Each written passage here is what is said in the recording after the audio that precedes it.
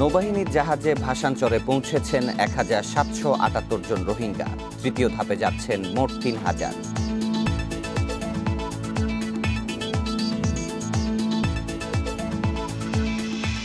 বিশ্বে করোনায় মৃতের সংখ্যা ২২ লাখ ছাড়িয়েছে। ৮৯.৩% কার্যকর নোভাভ্যাক্সের ভ্যাকসিন।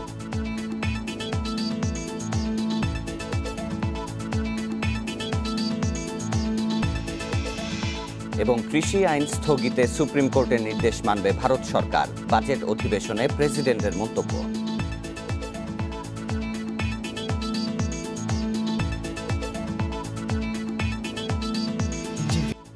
আমন্ত্রণ আন্তর্জাতিক খবর নিয়ে ইন্ডিপেন্ডেন্ট টেলিভিশনের নিয়মিত আয়োজন পূর্ব পশ্চিমে। সাথে আছি শাফাত বিন ফরিদ।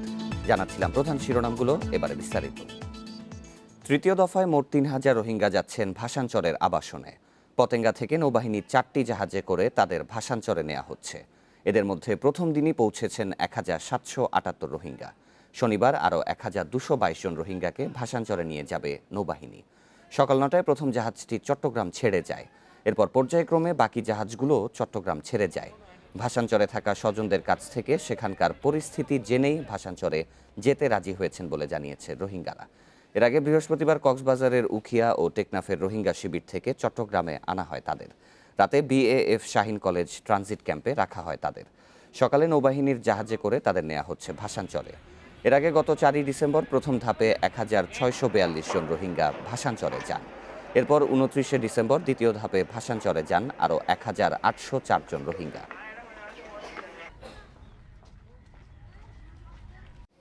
বিশ্বজুড়ে করোনায় মোট মৃত ২২ লাখ ছাড়িয়েছে। মোট আক্রান্ত ১০,২০,০০,০০০-এর বেশি।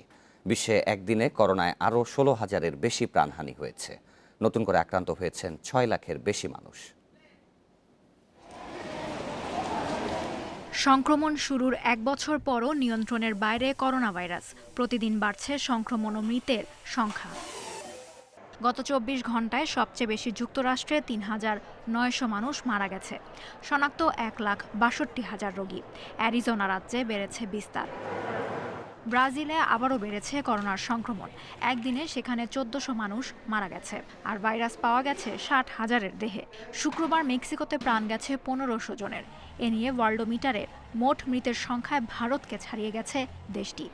এ পর্যন্ত ১,৫৫,০০০-এর বেশি মানুষের মৃত্যুর সাক্ষী হয়েছে মেক্সিকো। যুক্তরাজ্যে একদিনে ১,২৩৯ জন মারা গেছে। নতুন রোগী শনাক্ত হয়েছে ২৮,০০০। বিস্তার কমাতে শুক্রবার থেকে সংযুক্ত আরব আমিরাত, বুরুন্ডি এবং রুয়ান্ডার সাথে ফ্লাইট বন্ধের ঘোষণা দিয়েছে ব্রিটিশ সরকার।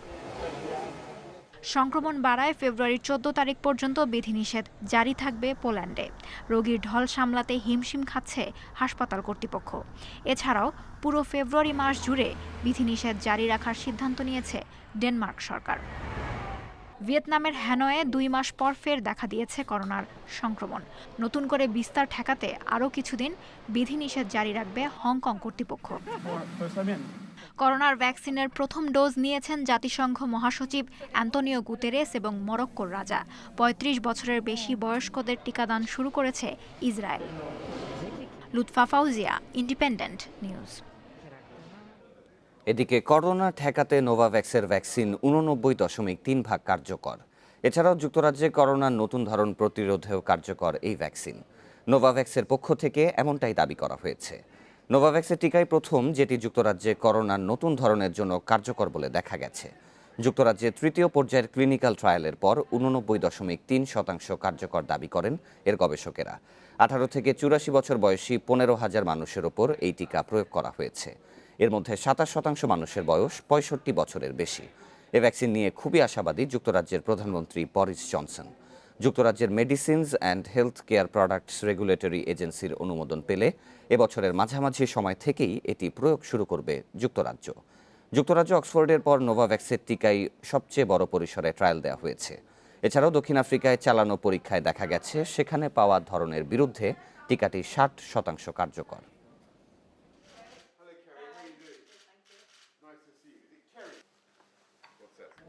এদিকে স্পেনে ক্রমেই বাড়ছে করোনা সংক্রমণ ও মৃত্যু। এরই মধ্যে দেখা দিয়েছে করোনার ভ্যাকসিন সংকট। এ বিষয়ে আরও বিস্তারিত জানাতে এবার স্পেনের মাদ্রিদ থেকে যুক্ত হবেন প্রবাসী সাংবাদিক মনিরুজ্জামান টিটু।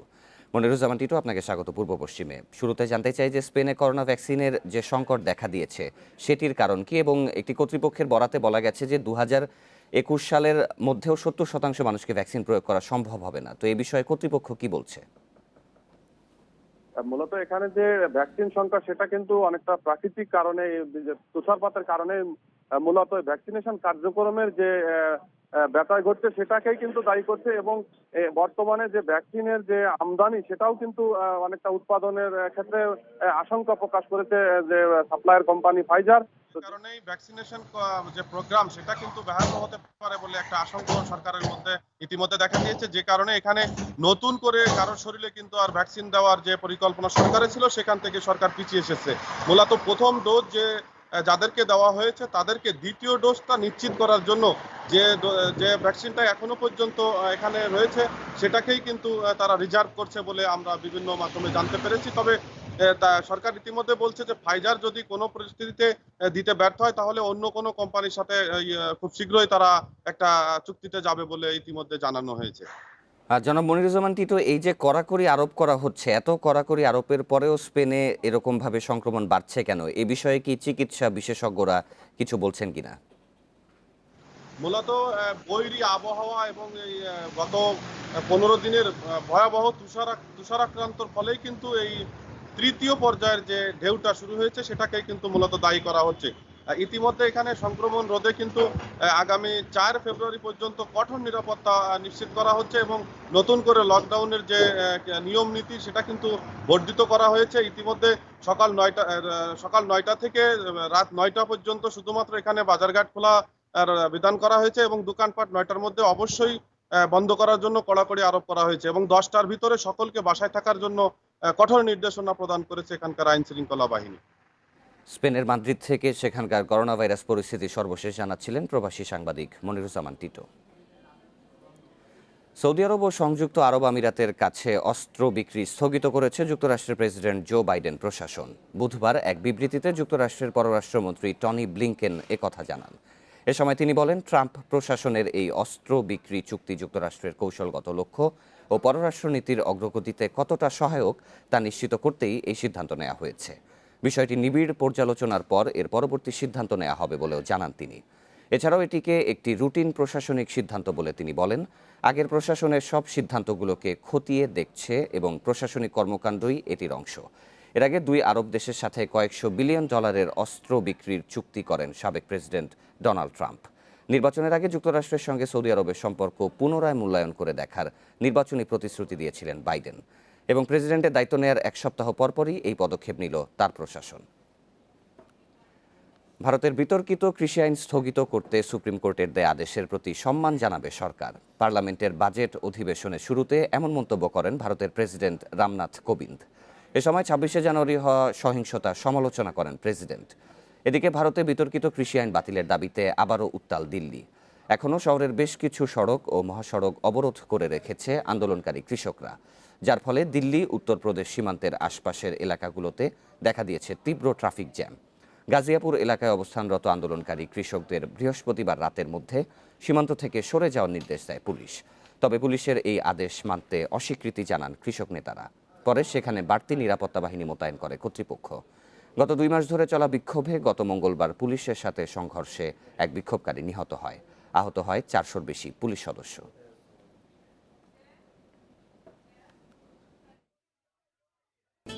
সরকার বিরোধী আন্দোলনে ফের উত্তাল লেবানন। করোনা ভাইরাস সংক্রমণ রোধে ব্যর্থতার পাশাপাশি অর্থনৈতিক সংকট মোকাবিলায় সরকারের অকার্যকর পদক্ষেপের অভিযোগ তুলে বৃহস্পতিবার বিক্ষোভের ডাক দেয় বিক্ষুব্ধরা। এ সময় আগুন ধরিয়ে দেওয়া হয় বেশ কয়েকটি সরকারি ভবনে। নিরাপত্তা বাহিনীর সাথে সংঘর্ষে সেনা সদস্যসহ আহত হয়েছেন অন্তত 2 শতাধিক। বিক্ষোভকারীদের ছত্রভঙ্গ করতে কাঁদানে গ্যাস ছোড়েন নিরাপত্তা বাহিনী। জবাবে পাথর, ককটেল ছোড়ে বিক্ষোভকারীরা। গ্রেনেড বিস্ফোরণে অন্তত 9 জন আহত এবং সামরিক বাহিনীর গাড়ি ক্ষতিগ্রস্ত হয়। এছাড়াও গ্রেফতার করা হয়েছে 5 জন বিক্ষোভকারীকে। এর আগের সপ্তাহে বৈরুত এবং পূর্ব বেকায়া অঞ্চলেও বিক্ষোভ হয়। শহরের পরিবেশ রক্ষায় সারা বিশ্বেই জনপ্রিয় হচ্ছে ভবনকেন্দ্রিক বৃক্ষরোপণ। ক্রমবর্ধমান জনসংখ্যা ও নগরায়নের চাপে বনভূমি কমে যাওয়ায় ছাদ কৃষিতে গুরুত্ব দিচ্ছেন পরিবেশ বিজ্ঞানীরা। এতে একদিকে যেমন পরিবেশের ভারসাম্য রক্ষা হচ্ছে, অন্যদিকে মিলছে ফলমূল, শাকসবজিও। আকাশছোঁয়া অট্টালিকার মধ্যে সবুজের সমারোহ। বিশ্বের প্রায় সব প্রান্তে এখন দেখা মিলছে এমন দৃশ্যের। আবাসন শিল্পসহ নানা কারণে কমছে বনভূমি, কাটা পড়ছে গাছ, বাড়ছে বৈশ্বিক তাপমাত্রা, ভারসাম্য হারাচ্ছে প্রকৃতি। সংকট কাটাতে গবেষকেরা গাছ লাগানোর প্রয়োজনীয়তার কথা বললেও নগরায়নের চাপে তা হয়ে উঠছে প্রায় অসম্ভব। তবে বিকল্প পথও বেছে নিয়েছে কিছু দেশ। সিঙ্গাপুরে চাষাবাদ অসম্ভব হয়ে পড়ায় আমদানি নির্ভরতা কমাতে বাড়ি বা বহুতল ভবনে জায়গা পেয়েছে কৃষি। বড় শপিং মলগুলোর ছাদে ফলছে ফল, শাকসবজি। চীন ও কোরিয়ায় বহুতল অফিস ভবনে এসেছে ছাদ কৃষির আওতায়। চীনের সাংহাইয়ে ছাদে হয়েছে ইকো পার্ক, সেখানে আছে নানা প্রজাতির কয়েক হাজার গাছ। থাইল্যান্ডের ব্যাংককে বাণিজ্যিকভাবে হয়েছে নগর কৃষি প্রকল্প, এতে বহুতল ভবনের ছাদে ফলছে ফসল। হংকংয়েও জনপ্রিয়তা পেয়েছে এই কৃষি কার্যক্রম। তরুণদের দেয়া হচ্ছে প্রশিক্ষণ, এতে আধুনিক সরঞ্জামের সহায়তায় উৎপাদন হচ্ছে খাদ্যশস্য।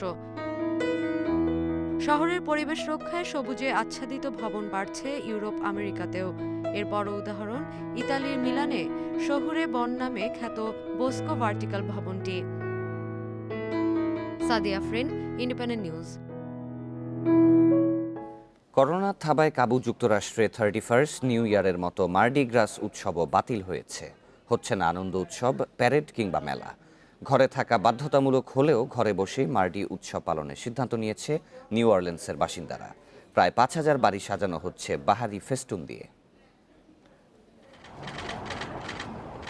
করোনার কারণে এবছর অন্যান্য সব উৎসবের মতো বাতিল করা হয়েছে যুক্তরাষ্ট্রের নিউ অরলিন্সের মার্ডি গ্রাস উৎসব। তাই এবছর হচ্ছে না যেমন খুশি তেমন সাজো, প্যারেড, মেলা বা অনুষ্ঠান। কিন্তু তাই বলে বসে নেই নিউ অরলিন্সের বাসিন্দারা। ঘরের বাইরে কিছু করতে না পারলেও রং বেরঙের ঐতিহ্যবাহী ফেস্তুন দিয়ে ঘর, বারান্দা, বাগান সাজানোর কাজে ব্যস্ত সময় কাটাচ্ছেন তারা। খুবই মজা লাগছে, মনে হচ্ছে এবার আমাদের ঘর থেকেই প্যারেড শুরু হচ্ছে। ফেব্রুয়ারি আসার আগেই ঘরে ঘরে নানা রঙের ফুল, পাখির ফেস্টুন দিয়ে এলাকা ভরে ফেলেছে তরুণরা। সাজানো হচ্ছে 5000 বাড়ি। এবারের থিমের সাথে মিল রাখার জন্য খোলা হয়েছে এক ফেসবুক গ্রুপ। এদিকে নগর কর্তৃপক্ষ বলছে এই উৎসবের কারণে কিছুটা হলেও ক্ষতি পুষিয়ে উঠতে পারবেন শহরের ক্ষুদ্র কুটির শিল্প ব্যবসায়ীরা। Lutfa Fauzia, independent news. শেষ করব পূর্ব পশ্চিম, তবে তার আগে শিরোনামগুলো আরও একবার। নৌবাহিনীর জাহাজে ভাসানচরে পৌঁছেছেন 1778 জন রোহিঙ্গা। তৃতীয় ধাপে যাচ্ছেন মোট 3000।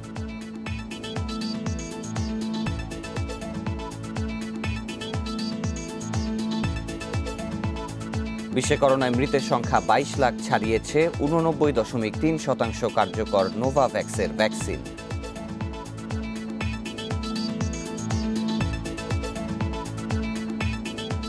এবং কৃষি আইন স্থগিতে সুপ্রিম কোর্টের নির্দেশ মানবে ভারত সরকার। বাজেট অধিবেশনে প্রেসিডেন্টের মন্তব্য।